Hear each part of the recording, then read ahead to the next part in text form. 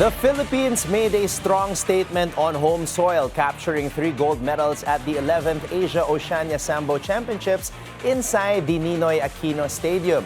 Leading the Golden Campaign were world number 1 AC Yap, Jo Marie Torres, and Princess Cortez, who each delivered dominant performances against Kazakhstan to help the host nation finish 5th overall among 22 countries. Tonight, we go beyond the medals and inside the journey of these 3 Filipino champions as they share the sacrifices, the pressure of competing at home, and of course, their next mission as they set their sights on the world stage. And of course, we have their coach as well, Coach Ace here. Coach Ace, good evening. Maraming salamat. Coach Ace Larida here along with AC Yap, Jo Marie Torres, and Princess Cortez.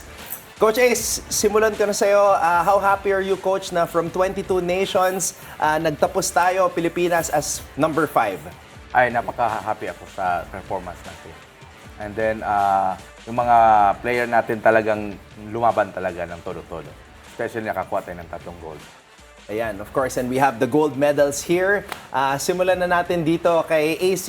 AC, second straight title mo sa Asia-Oceania. Ano yung pinagkaiba ng gold mo previously sa gold ngayon? Siguro mas may pressure ngayon kasi syempre need i-defend yung gold ko from last year. So most probably napaghandaan na rin ako ng ibang mga countries ganun. Tapos may mga competitions din nangyari in between. So ayun, baka na-review tapos ayun, pressure din tsaka at the same time excitement kasi first time mag-host ng Philippines, tapos mapapanood ng mga fellow Filipinos tsaka ng family ko yung ginagawa ko for the country. Pero AC, I understand, nagkaroon ng konting drama sa isang laban mo. Naprotesta yung decisive pin mo against Kazakhstan, pero in-uphold pa rin nila yung decision. Ano yung tumatakbo sa isip mo habang hinihintay yung final ruling?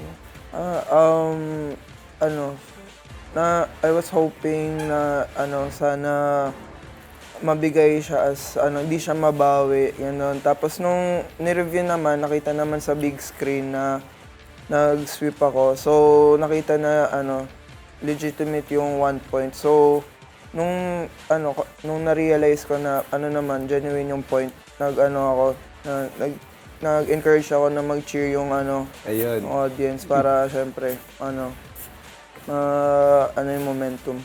So talagang dinagdagan ng konting drama yung nangyari sa dulo. Okay, Jo Marie naman, nabanggit mo na yung original game plan ay gumamit ng mga punches. Pero sa finals, roundhouse kick ang tumatak sa'yo.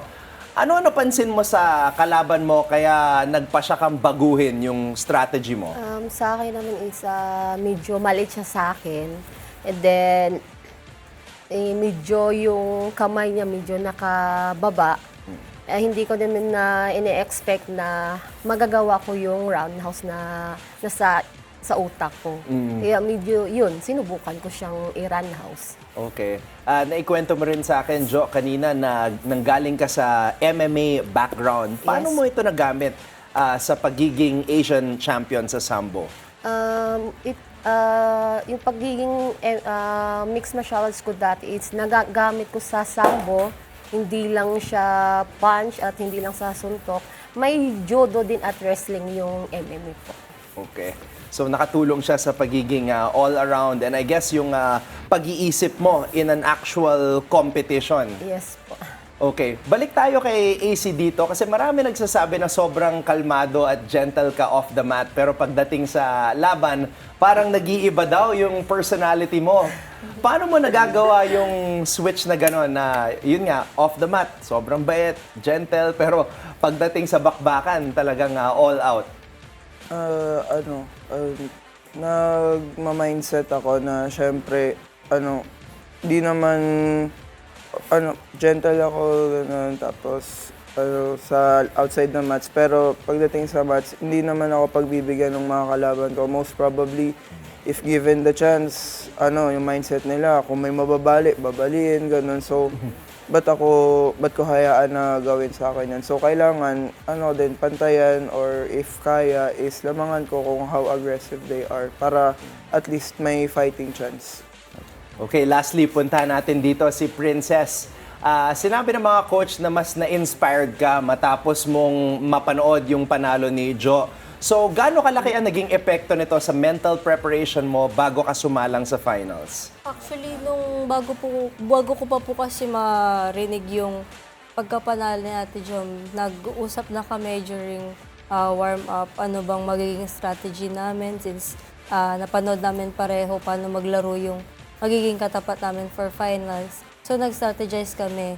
Then, after ko marinig yung pagkapanalo ni Ate Jom, sabi ko, so, di ako pwedeng matalo kasi nanalo na si Ate Jom. Kailangan kong sundan para matapos yung momentum and makuha namin yung gold So, for that hindi day. ka na pressure doon para mas lalo kang na-inspire. Yes, na-inspired po kasi actually, morning pa lang po noon, kami talaga yung unang pumunta from the team, bago pa yung call time from the hotel. Pumunta na kami sa venue para silipin, pakiramdaman yung mats. Tapos inano na namin na, tinatak na namin sa utak namin, Ate Jom, kailangan kunin natin tong gold today. Kailangan natin patugtugin yung national anthem. Ses, ano ang pinakamahirap na bahagi ng journey mo bago mo napanalunan itong Asian title na ito? Ang pinakamahirap po sa akin yung preparation po talaga kasi galing po ako sa judo. So ang nilalaroan ko po is sports sambo talaga. Then for this tournament, nag-convert po ko for combat. So doble po yung naging training, ang dami pong extra, ang dami pong suntok na tinanggap para ma-prepare po ko sa laro natin. Coach, before we started this interview, nasabi ni AC na yun nga, it's a big difference kapag Pilipinas ang nag-host. So what is your assessment na, ayun nga, 22 nations, tapos nag-host tayo dito sa Pilipinas, and then of course, maganda pa yung naging showing natin, nakakuha tayo ng 3 gold medal. Para sa akin, napakaganda na nag-host tayo kasi history ito. First time ng Philippines na mag-host ng Asian and Oceania. So at least naman, yung nakuha natin last year na 2 gold, nalampasan natin ngayon ng 3 gold. So napakasaya ako. And then, sa help din ng mga coaches na kasama ko, si Coach Sherry ng Combat, ako as a Sports Sambo, and si Coach Sam, lahat namin inayos talaga for this competition. And then Coach Ace, nasabi mo rin kanina, next is the World Championships. Yes, we are prepared for that. So, kamusta naman? Can you give us a preview of how you will be preparing for the Worlds? For me, sigurado na si Jom for World Championship. Itong 3, pwede na. Kukunin na namin yan, yung gold medal niya. Magkakaroon na tayo ng World Champion. I will claim it. Wow! Okay, you heard it here first on the scorecard from Coach Ace Larida himself. Now, Jom, nasabi na ni Coach, paano ba yan? What is your response to that? Ano ang follow-up mo doon? Yun nga, sabi ni Coach, pagpersigihin ko pa sa ensayo ko para makuha namin yung goal namin na kailangan. So, 3 gold medals ang nakuha ng Pilipinas this year. Tapos bilang isa sa mga nagbigay ng gintong medalya, ano ang pakiramdam na, yun nga, you were able to get that gold and now, sinasabi pa ni Coach Ace na next up is the World Championship para sa'yo? As in, grabe yung tuwa namin kasi nakakuha kaming gold and first time din na dito sa Pinas yung event na as in walang-wala na talaga kami nung parang nawala yung gusto ko umiyak noon pero napigilan ko na dahil sa tuwa po talaga. As in, grabe yung tuwa na hindi ko maguhit yung mukha ko. Okay, so we're very proud sa lahat ng na-achieve nyo and of course, I'm sure mga family, mga friends nyo, sumuporta sa inyo, helped you guys, cheered you on dito sa pag-host natin ng event. I'll give you each a chance to thank them, lahat ng mga sumuporta sa inyo, nagmamahal sa inyo. Sige, AC, starting with you. Ano ang message mo sa lahat ng mga sumuporta sa iyo? Thank you sa lahat ng nag-support sa amin, sa nanood. ng mga matches from day 1 to day 4, tsaka sa mga volunteers na tumulong sa pag-organize, tsaka sa hold ng event. Thank you sa family ko, tsaka sa mga loved ones ko na nag-support, tsaka naniwala sa akin. Ses? Ayun po, gusto ko lang din pong magpasalamat sa mga taong tumulong po para mabuo tong tournament, yung mga nakasuporta on and outside of the mats po sa amin. Sige, Jom, go ahead. Yes po, nagpapasalamat po ako sa family ko na kahit hindi naman sila nakapunta, kahit sa live lang po, at nagpapasalamat din ako sa lahat ng mga sumuporta sa akin na andun din sila na nanood, and sa mga coaches din at sa nag-organizer po ng Asian Oceania.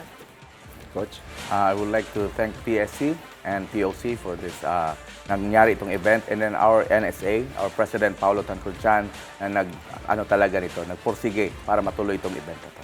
Maraming salamat, and then sa mga Filipino fans ng Pilipinas Sambo, huwag kayong magsawa na suportahan mo kami. Dito lang kami. Mag-try kami mag-ensayo pa to makamit yung World Champion. Guys, palakpakan natin. Pilipinas Sambo here on the scorecard. Coach Ace, maraming salamat.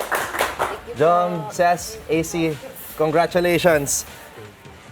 Thank you and more power. Good luck sa Worlds.